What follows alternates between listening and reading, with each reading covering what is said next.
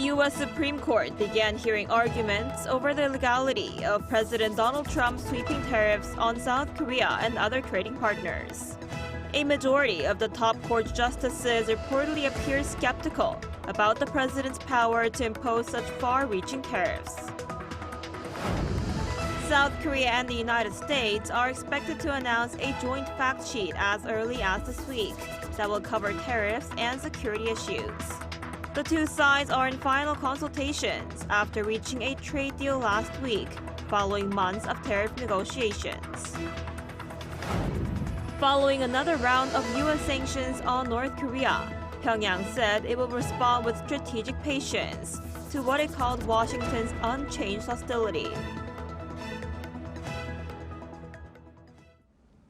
Hello and thanks for joining us on Arirang News. We begin today with the U.S. Supreme Court, which began its hearings on whether President Donald Trump's decision to impose sweeping tariffs was legal.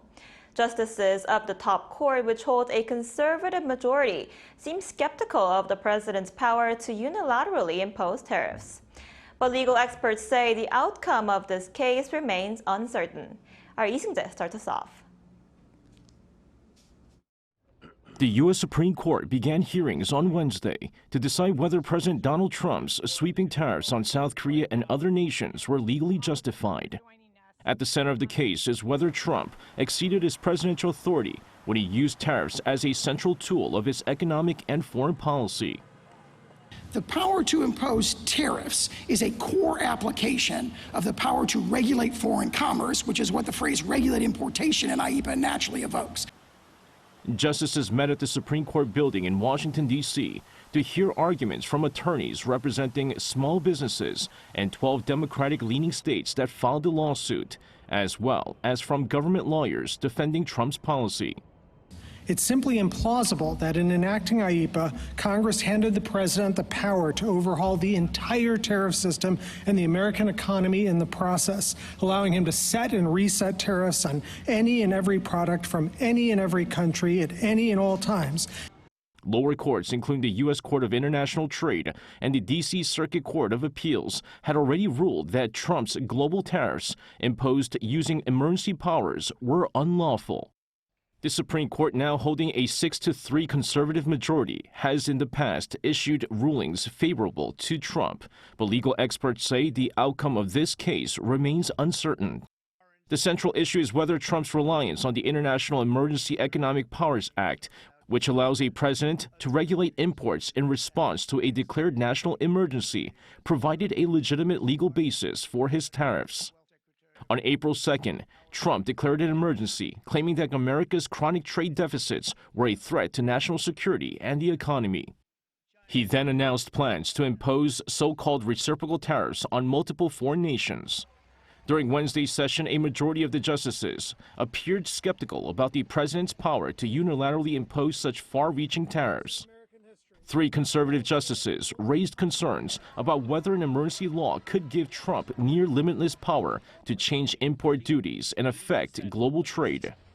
The court's 3 liberal justices also voiced doubts, meaning that at least 2 conservative votes could move to limit Trump's authority, though not necessarily strike it down completely. Legal analysts say the decision in this case could redefine the scope of presidential authority in trade policy for years to come. Lee-Seung-jae, Arirang News. Seoul and Washington are currently in close consultations to announce a joint fact sheet soon, possibly as early as this week, following their recent trade deal. But the devil, as always, looks to be in the details. Our top office correspondent Yoon Jang-min reports. Following an unexpected trade deal as a result of last week's talks between Presidents Lee Jae-myung and Donald Trump, the South Korean and U.S. authorities are discussing the details of the joint fact sheet and MOUs that are to be announced within a few days. The two countries do not have many differences, so the fact sheet is expected to be concluded this week. The Trump administration plans to lower its tariffs on Korea in exchange for the latter's investment package, worth hundreds of billions of dollars. Sources say the details entail setting from when the tariffs will drop, retroactively, with Seoul hoping to move up the date to August 7th, the point where America's tariffs began taking effect, while Washington reportedly says otherwise. South Korea has also reportedly asked the U.S. to specify its tariff cut in a Federal Register notice upon signing the MOU. The allies agreed upon a framework deal in July, but Korea is still subject to higher levies, including sectoral duties on cars. On the security front, consultations are in the works to include the allies' cooperation on nuclear power submarines in the fact sheet, as discussed at the highest level last week. Some have raised the possibility that the sheet could include Korea's commitment to purchase U.S. weaponry worth $25 billion, to which Seoul's presidential office responded that nothing has been decided and any decision will be made taking into account various conditions. The gist of the Korea-U.S. trade deal includes Seoul making investments worth $350 billion, among which $200 billion will be in cash, with an annual payment ceiling of $20 billion, while $150 billion will be invested for cooperation on shipbuilding. Yoon Jung-min, Arirang News. Shifting gears, following another round of U.S. sanctions on North Korea this week, Pyongyang released a statement this morning saying that the regime will wait out Washington rather than engage under current conditions. Our An Sung-jin has the details.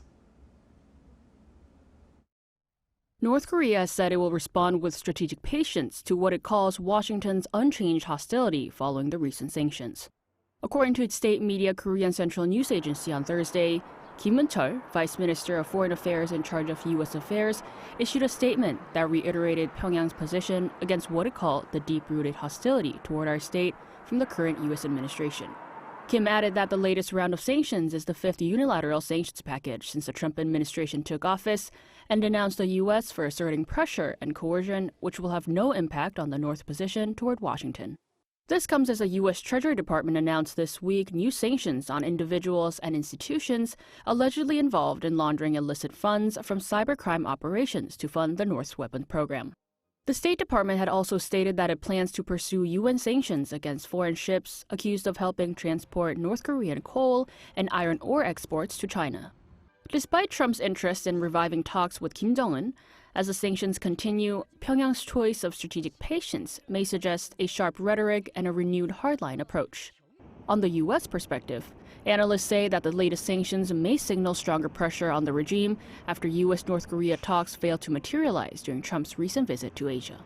An Sung-jin, Arirang News.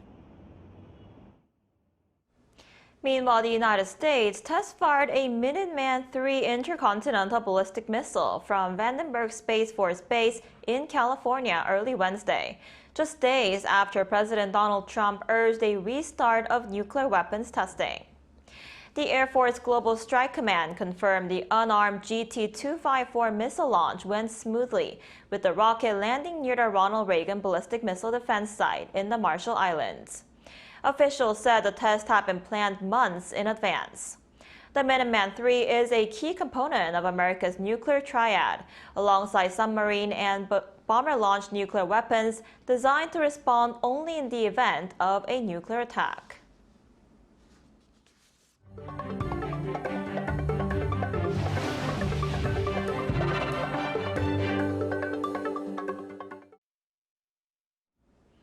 South Korea's current account surplus continued for the 29th month straight in September, driven by strong exports.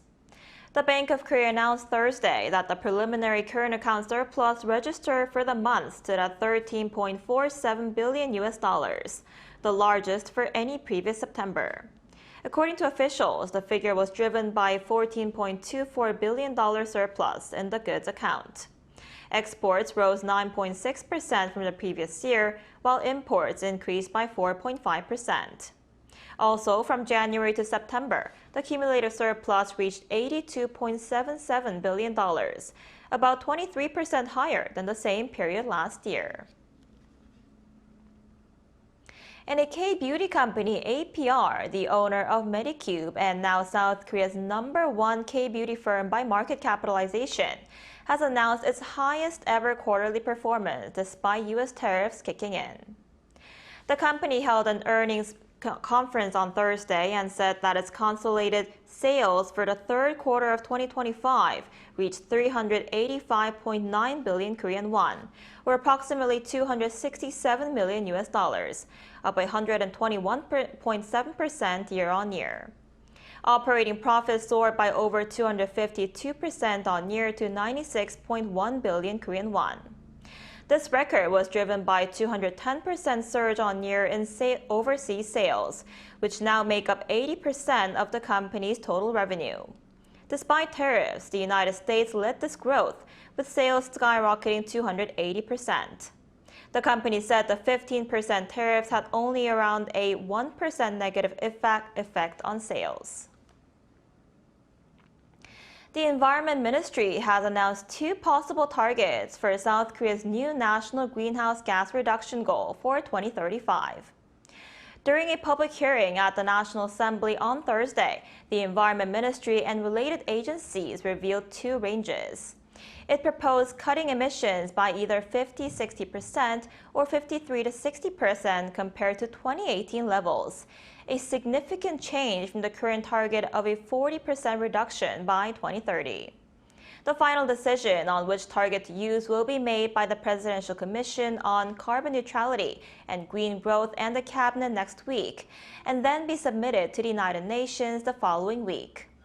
Under the Paris Agreement, all signatory nations are required to establish and submit updated targets every 5 years.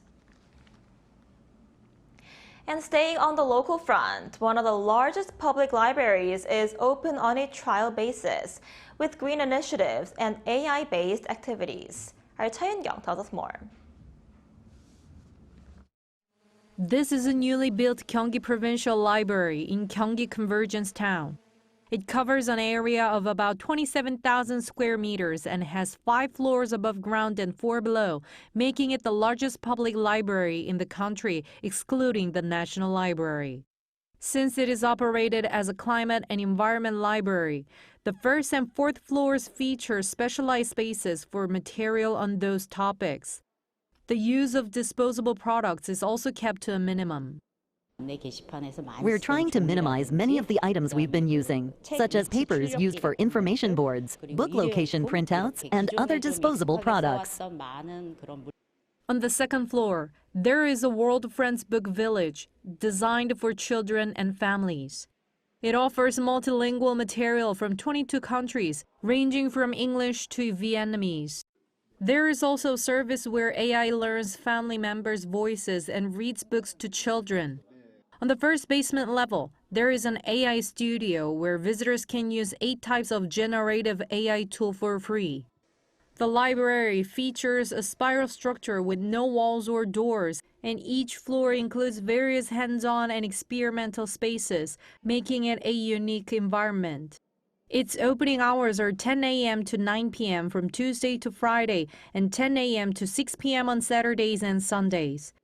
The library will be operated on a trial basis until the end of the year and will officially begin full operation next year. Chaeun-kyung, Arirang News.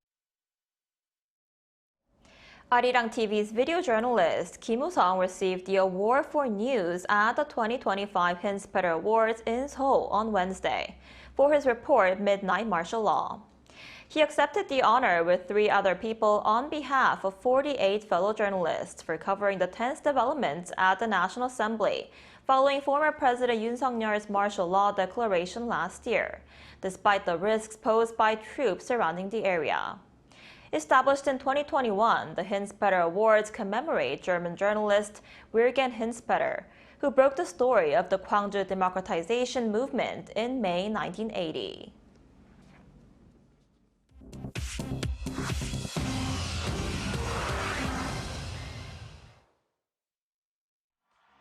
This is The World Now, bringing you everything you need to know from around the globe. In New York City on Tuesday night, Democrat Zohran Mamdani won a decisive victory over former governor of New York State Andrew Cuomo to become the city's first Muslim mayor. With 97% of votes counted, he led by more than 8 points. Speaking in Brooklyn, Mamdani called New York a, quote, light in a moment of political darkness, and sent a direct message to the president, quote, turn the volume up. Within minutes, Donald Trump fired back on Truth Social, branding Mamdani's victory, quote, communism over common sense, and warning that Democrats were pushing America too far left. The win cements a strong night for Democrats nationwide. Mamdani will take office in January as New York's 111th mayor. Focus now turns to how his progressive agenda, including rent freezes and an increase in corporation tax, will unfold under a Trump presidency. In the United States, at least 11 people were killed when a plane crashed and exploded on Tuesday evening in Louisville, Kentucky. Authorities say the UPS cargo plane's left engine caught fire and detached during takeoff from Louisville Muhammad Ali International Airport, sending the plane crashing into nearby buildings and triggering a massive fireball. According to officials, at least a dozen people were injured and more victims are feared as the search continues for missing people. Officials also say the crash caused a blaze so intense that parts of the city were briefly placed under a shelter-in-place order. Investigators have recovered the plane's black boxes and are examining footage showing the engine falling from the wing moments before impact to determine what caused one of the state's deadliest aviation disasters. In Bosnia-Herzegovina, at least 11 people have been killed and around 30 injured after a fire broke out at a retirement home in the city of Tuzla, about 80 kilometers northeast of Sarajevo on Tuesday evening. Authorities say the blaze started on the 7th floor of the building and took an hour to bring under control. Local media report that many of the victims were elderly or bedridden, unable to escape as flames and smoke filled the upper floors. Officials are still investigating the cause, and the home's director has offered his resignation, calling the tragedy, quote, a heartbreak for the entire country. The brightest supermoon of 2025 illuminated skies around the world on November 5th. Also known as the Beaver Moon, the spectacle appeared up to 14% larger and 30% brighter than usual, bright enough to cast shadows under its light. Astronomers say the moon reached its closest point to Earth about 357,000 kilometers away, just hours after turning full, marking the biggest and brightest of the 3 supermoons that appeared this year. Skywatchers in both hemispheres enjoy the show, while a live stream from Italy's virtual telescope project captured the moment for millions online. The next supermoon is set to rise on Thursday, December the 4th. 주지현, 아리랑 뉴스.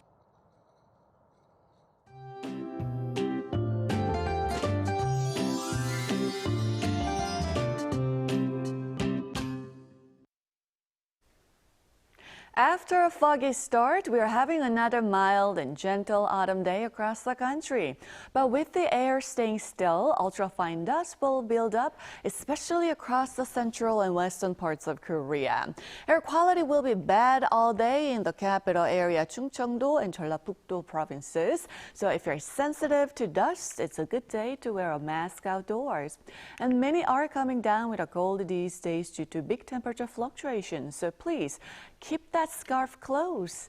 Wide temperature swings from morning to daytime will persist throughout the month. And most regions will have comfortable temperatures this afternoon, topping out at 19 degrees here in Seoul and Chuncheon, Gwangju, Gyeongju, Jeju, getting up to 21 degrees under sunny skies nationwide.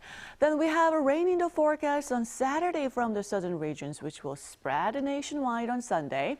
And that rain will bring a colder breeze, waking up to another very chilly morning next Monday.